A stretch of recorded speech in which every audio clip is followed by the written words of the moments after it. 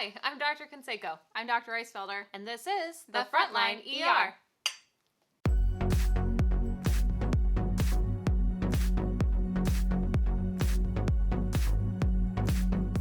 Let's talk misconception number 1. Doctors make a lot of money, therefore you shouldn't complain about working on the front lines. Since you're so interested in how much we make, let's talk about it. And namely us as residents. Disclaimer, disclaimer, disclaimer. We can't speak for how much attendings make. Now that you know what residents are, Link above. Video from last time. we can actually talk about what residents make because we don't think you actually know what we make. Punchline, we're not rich.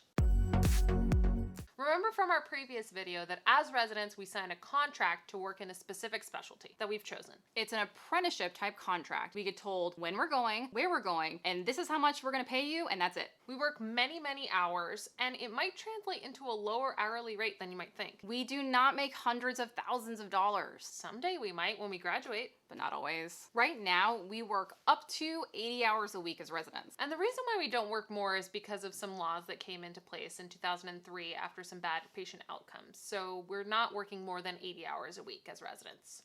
So let's talk about how much residents make in Northern California. And keep in mind that no matter what specialty you're in a hospital, we all make the same amount, and it varies by state based on cost of living. First-year residents in this area make about $60,000 to $69,000 a year. So if you're not from California, this can sound like a really big amount, but there's a few things to keep in mind. This is not what residents make nationwide. The median amount that people make nationwide is probably between $40,000 and $70,000 a year. So based on the salaries in this area, if you break it down between 60 and 80 hours a week, which is what residents work, if you work 60 hours a week, you're typically making about $19 to $22 an hour, and if you're working 80 hours a week, you're making between $14 to $16 an hour. And that doesn't include overtime. There is no overtime. There's no such thing. Keep in mind that this 60 to 80 hours is actually just our shifts in the hospital itself. It doesn't include the time that we spend off shift writing our patient charts, Being on call at home, doing research, volunteering, going to lectures, and studying, because medicine is an art. So we constantly have to be reading articles to stay up to date with all the knowledge. and all of that's done outside of our 60 to 80 hour work week and could really easily tally to up to 20 hours a week. Now, if you talk about how much residents actually make, and it's dependent on the state and the city that we live in, the majority of our incomes actually go to necessities of basic living. For example, a median one-bedroom house in this area goes from anywhere from $2,200 a month to $3,100 a month. And after taxes, that is like 65 to 95% of our income. So if you can imagine, most of us cannot live in this area without roommates. So let's compare this to some local entry-level jobs that we found on Indeed.com. So in this area, local entry-level jobs make anywhere from $15 to $22 an hour. Remember, California's weird. All we're saying is that on an hourly basis, we're not rich. And that's not even including our 200,000 plus debt that we went into for medical school, which we can talk about in another video sometime. I don't want to talk about it. We're thankful to have jobs and to still be working right now. Yeah, and we're honored to literally be on the front lines and to make a difference in people's lives every single day. But in comparison to basically a lot of entry-level positions out in the community, we make the same or less. Yeah, we even make the same or less as some of the other positions in the hospital. Technicians. Nurses.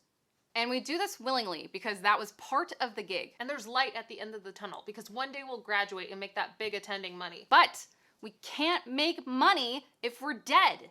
And that's why residents are upset. What if we die? What happens if we become permanently disabled and we can't perform our jobs anymore? What about our debt? What happens to our future? What happens to our families? None of us have seen that doctor money that you're all referring to. We do this because it's our calling, it's our passion, and we persevere. To date, we've had 3 residents that we know of die of COVID-19. 1 in Detroit and 2 in New York City. And we ask that at this time you take a moment of silence with us to honor them and their families. We have a mountain of debt to them and their families that we can never repay.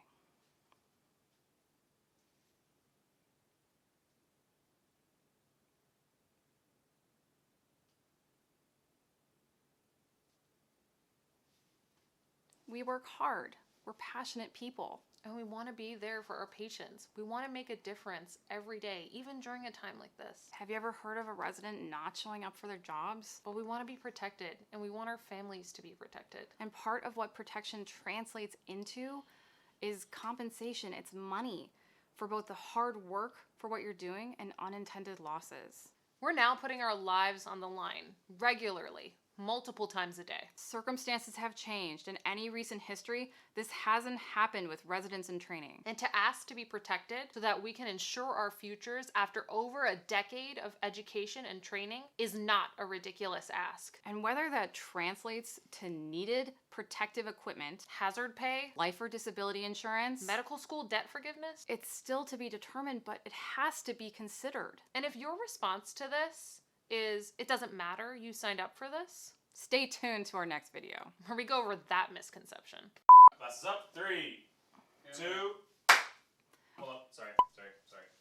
Oh, it looks good. I was gonna laugh. It's kind of cute.